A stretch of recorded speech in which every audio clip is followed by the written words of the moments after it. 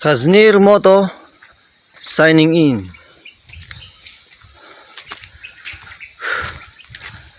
Lakad-lakad muna tayo mga kas.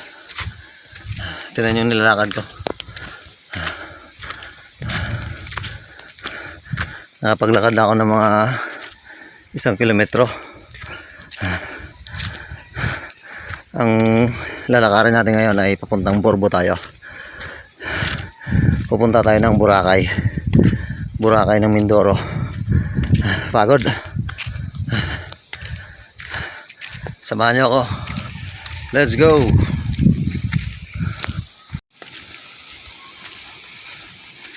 Nung mga bata kami mga kas, palagi kami pupunta rito. Naghahanap kami ng gagamba. Basta lagi namin pinapasyalan tong lugar na to. Kaya na-miss kong pasyalan tong lugar na to eh. Ilang taon na rin kasi. Ilang taon na ako hindi nakakabalik dito. Double purpose. Naglalakad-lakad tayo para healthy. Pawisan tayo. Exercise. At the same time nakakapag-vlog pa tayo. Actually ginawa ko lang talagang double purpose para hindi sayang yung mga nangyayari sa buhay natin.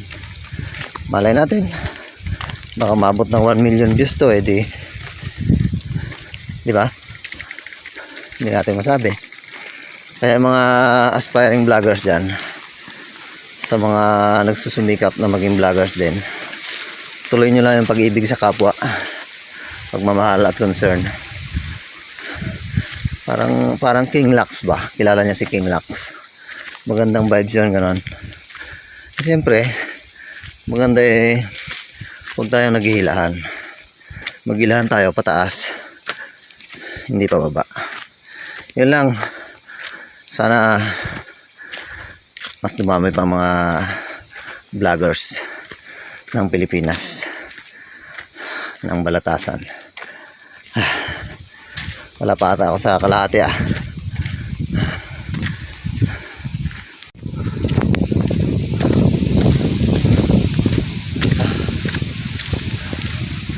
Malapit na tayo sa sa tuktok.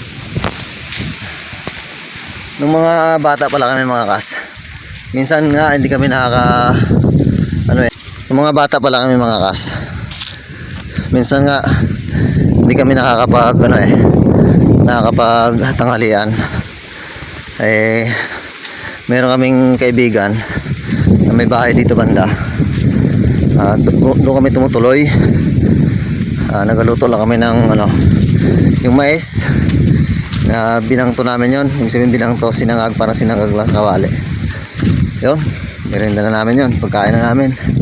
Tapos wala kaming tubig. Ang gawa namin lang, inaakit namin yung yung buko, yung niyog.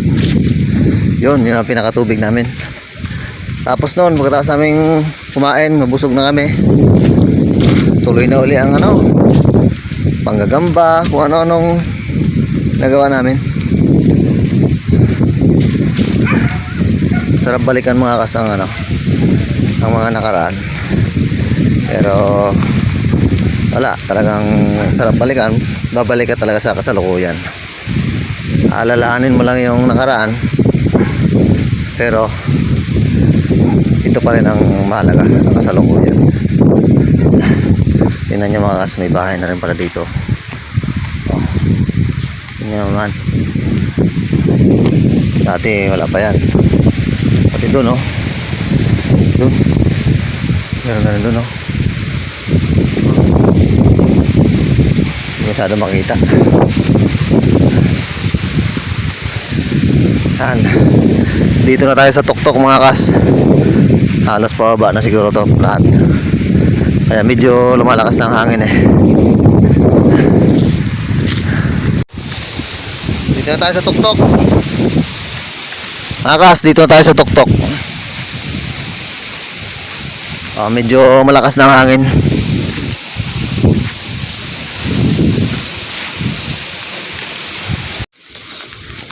Ayan. May bahay ulit dito mga kas. Ayos pala mamasal dito eh.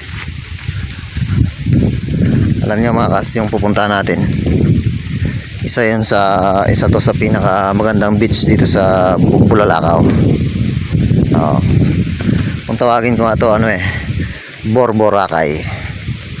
Oo. Kasi ang tunay na tawag sa lugar na pupuntahan natin ngayon ay Borbo. May narinig ako na nagsalita, Boracay daw, kasi white sand talaga siya, parang Boracay din ang niya, ang itsura niya, pinong buhangin din.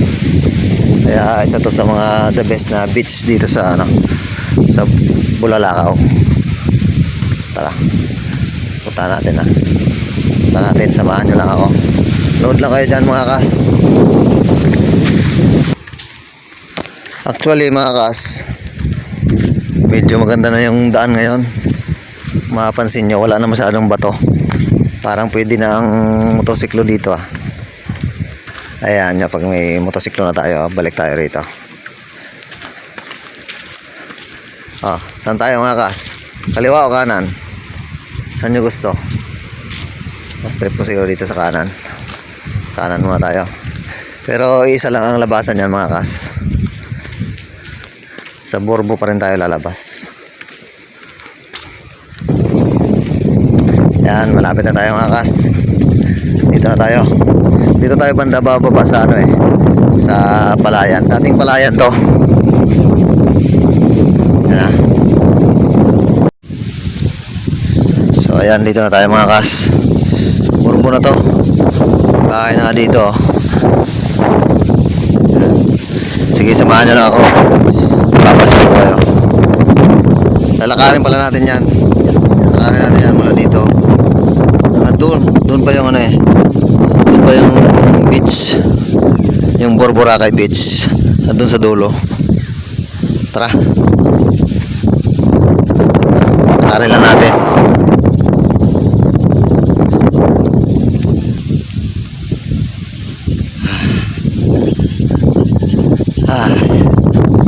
Tama lang natin mga kas, ang paglalakad natin. Medyo malakas ang hangin, hindi masyadong ramdam yung init.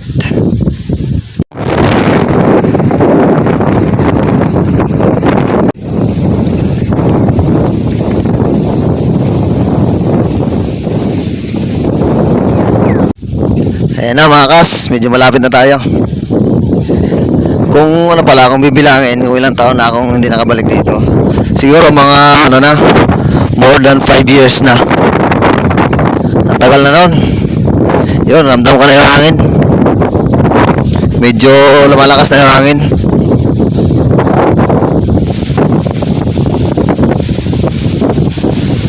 Ito kasi mga kas, lahat to, palayan to.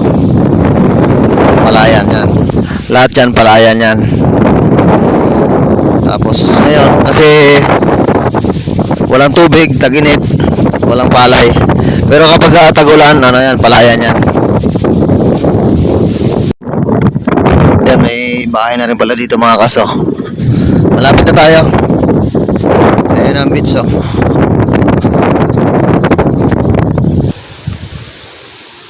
May bahay na,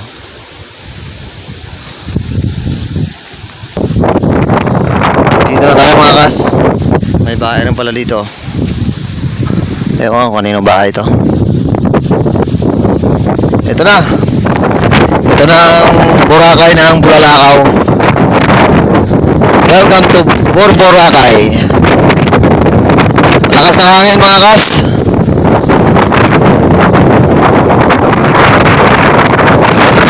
Ang ganda no?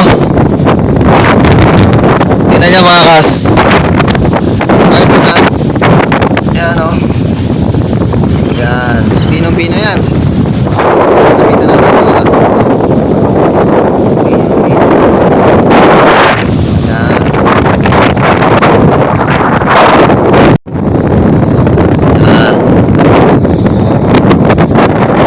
Yan ang mga kas, Boracay ng panlaban to ng Bulalakaw. Mala Boracay. Kung tawagin niya ng iba ay Borboracay.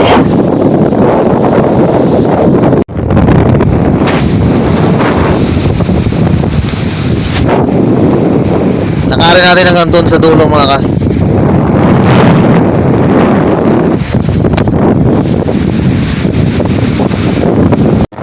Medyo malakas lang sa ngayon. Pag gantong panahon, malakas talaga dito. Pero tingnan nyo naman. Pilong-pilo ang buhangin. Wala Boracay. Uy, may nakita akong bahay ang mga kaso. Parang ang laking bahay nito ah. Tara, lapitan natin.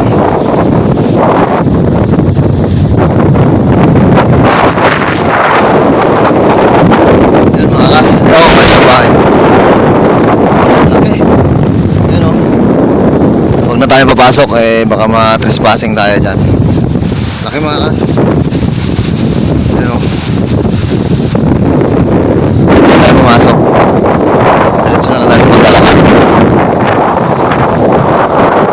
Balang araw mga kas pag may kalsada na. Sigurado. Maraming mga kanaang mga brand party lang dito. Balang araw. Hindi lang kapakakanapat. Baka pa hindi mga Pinay eh. Yan lang oh. Tanggalin lang itong mga aroma na to oh. Yan mga aroma na yan oh. Walang tanggal yan sigurado. Kalsada na lang ulang dito mga kas. Malapit na tayo sa dulo. Kalsada na lang. Kalsada na sigurado yan. Pasyalan to ng mga turista.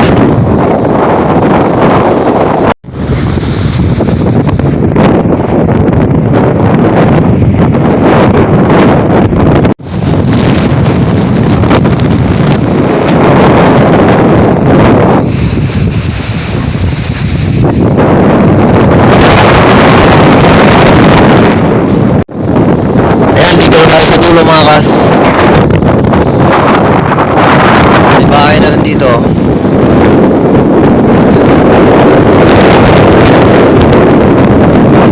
Medyo malakas ang hangin kaya baka hindi nyo masyadong marinig yung mga sinasabi ko eh.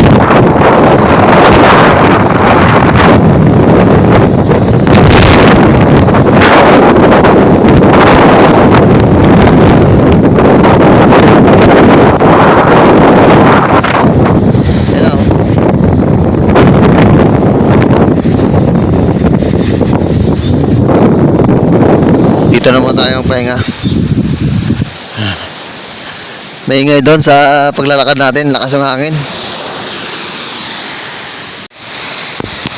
Dito na muna tayo mag-upo-upo. Yes. Kwentuhan muna tayo mga kas. Nakita nyo ng ganda ng ng Boracay Beach. Tagal ko na hindi nakabalik dito sa Borbo na to. More than 5 years na siguro. Ayan, kwentuhan muna tayo mga kas. Samantalahin natin yung yung umuusong ngayon. Usong mga tanungan sa social media. Kayo, kung tatanungin kayo, ano ba ang the best? Diploma o diskarte? Para sa akin,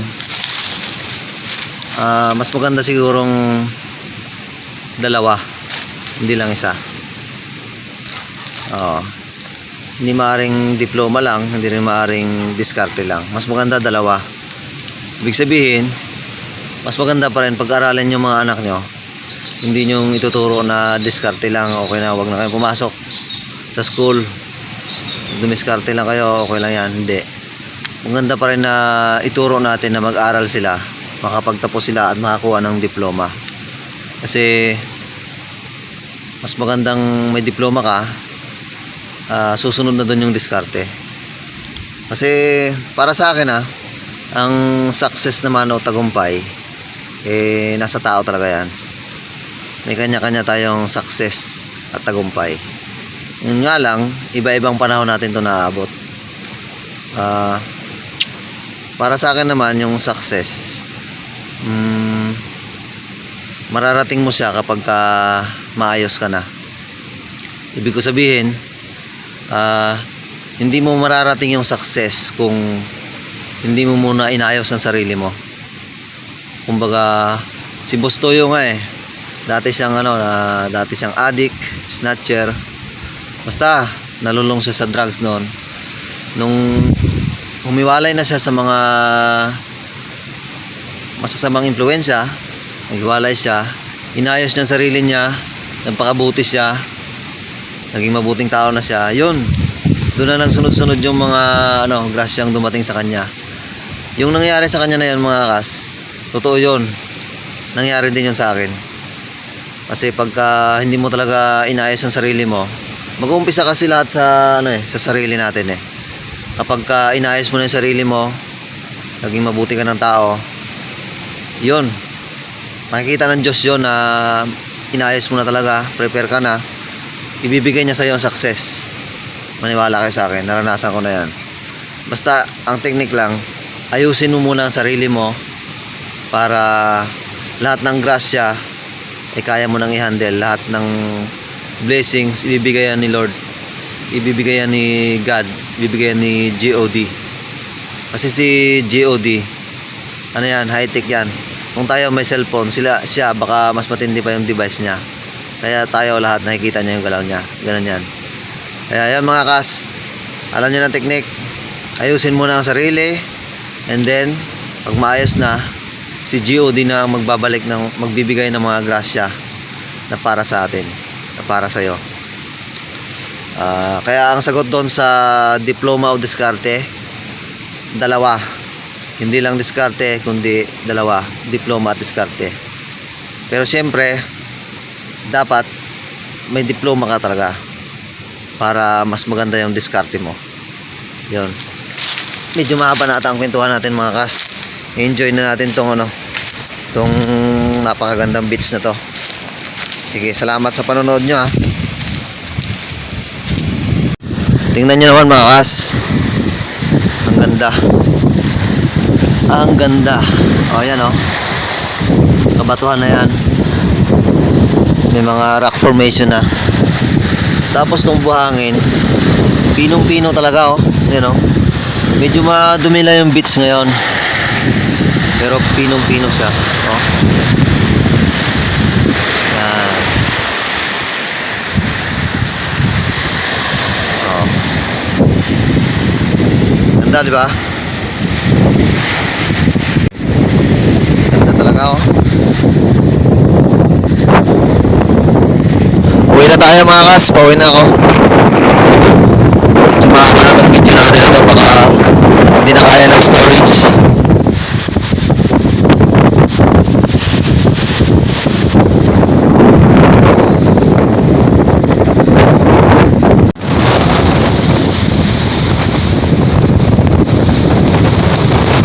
Asnir Moto signing out.